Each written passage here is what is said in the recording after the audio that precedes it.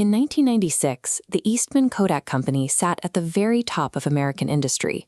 That year, the company generated $16 billion in revenue and held a market capitalization exceeding $26 billion. This animated breakdown shows exactly how complete their market control was. Kodak commanded 90% of the United States film market and 85% of all domestic camera sales. Even globally, they accounted for half of all films sold worldwide. To sustain this volume, Kodak could employ 145,000 people globally. Their headquarters and manufacturing facilities in Rochester, New York, operated as a sprawling, self-contained city-state. They achieved absolute global ubiquity. At the time, looking at their balance sheet and market penetration, the idea that this empire could ever collapse defied basic mathematical logic. The foundation of this empire was laid in 1888 by founder George Eastman. His core strategy was encapsulated in a simple slogan: "You press the button, we do the rest." Eastman manufactured and sold these early cameras at very low prices. The hardware produced thin margins, but established a massive, captive customer base. The real wealth generated by this model came from what was known internally as the silver halide strategy. By selling cameras cheaply, Kodak ensured a continuous, high-volume demand for their consumables: the film, the photographic paper, and the processing chemicals. These products consistently yielded gross margins above 60%.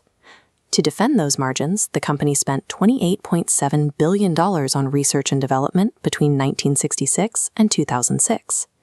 At the height of this effort, 7,000 researchers were employed in the Rochester laboratories alone. This massive research engine generated an enormous intellectual property portfolio, eventually accumulating 22,000 patents by 2012. By locking customers into a proprietary cycle of capturing and printing images, they engineered a chemical loop that ensured continuous, recurring revenue year after year. In 1975, a 24-year-old Kodak engineer named Steve Sasson built a 3.6-kilogram prototype that captured a 0.01 megapixel image onto a cassette tape. It was the world's first digital camera. When executive management reviewed the device, the implications were clear. This technology required no film, no paper, and no chemicals. It directly threatened the 60% margins sustaining the company. The invention was quietly shelved. This chart visualizes a 1981 internal market study by Vince Baraba. It accurately forecasted adoption curves, predicting digital imaging would replace silver halide film entirely. The data provided a 10-year window to prepare before digital photography became a severe threat. That entire decade passed without meaningful corporate action. Kodak had the data, the timeline, and the foundational patents.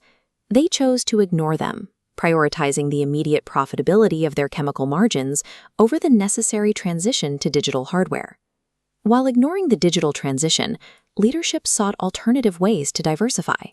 In 1988, Kodak executed a $5.1 billion acquisition of Sterling Drug, attempting to leverage their chemical expertise into the pharmaceutical industry. The venture struggled and was eventually sold off. Simultaneously, the core photography market was under attack. Fuji Film began aggressively undercutting Kodak's film prices, successfully securing vital retail distribution deals at major megastores like Walmart. As Kodak deployed billions of dollars into pharmaceuticals and resisted developing consumer digital hardware, Fuji was actively capturing market share, growing its net income by an average of 40% annually. Operating from a position of historical dominance, executive leadership dismissed the low-cost attacks on their primary product line, instead directing massive amounts of capital toward entirely disconnected industries. By the late 1990s, under CEO George Fisher, Kodak finally attempted to enter the digital space. However, management treated digital cameras as an incremental accessory to their existing ecosystem rather than a total replacement for film. This strategy materialized in products like the Advantix Preview.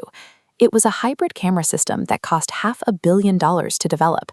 It featured a digital preview screen, but it still required traditional film cartridges to capture the final image. Consumers rejected the compromise. In the 2000s, CEO Antonio Perez initiated an aggressive, costly push into digital hardware and consumer printers. They attempted to brute force their way into a market that had already been captured by competitors like Sony, Nikon, and Canon. This chart reveals the financial reality of that late pivot. Without the highly profitable, recurring revenue of film to subsidize the hardware, Kodak was actively losing $60 on every digital camera they sold by 2001. The very structure of their historical success became a mathematical trap. Fully committing to the digital transition required leadership to actively dismantle the most profitable division on their own balance sheet. Looking at the total revenue line from 1996 to 2010 shows a steep, uninterrupted decline. The $16 billion generated at their peak evaporated to under $6 billion. Stripped of their core business, the company turned to their remaining assets. They initiated aggressive litigation against other technology companies, attempting to survive by extracting licensing fees from their massive patent portfolio. The cash reserves eventually ran out. On January 19, 2012, Kodak filed for Chapter 11 bankruptcy. The company held $5.1 billion in assets, entirely overwhelmed by $6.8 billion in debt. During the ensuing liquidation, the intellectual property portfolio that consultants estimated could fetch $2.6 billion on the open market was auctioned off to a consortium of tech companies for just $525 million. Unable to raise sufficient capital from the patents, the company was forced to surrender its iconic photographic film and paper businesses, transferring them to its own UK pension plan just to settle a $2.8 billion claim. The infrastructure of an empire that spent a century capturing and preserving human memory was quietly carved apart and sold for scrap to satisfy creditors. Kodak did not collapse because they failed to see the digital revolution approaching. They funded the research, they understood the data, and they literally built the technology that made it possible. The failure occurred at the structural level. An entrenched corporate culture, tightly bound to a wildly successful business model, lacked the willingness to cannibalize its own legacy profits for the sake of future viability. A 90% market share and absolute ubiquity could not stop the arithmetic of a changing market.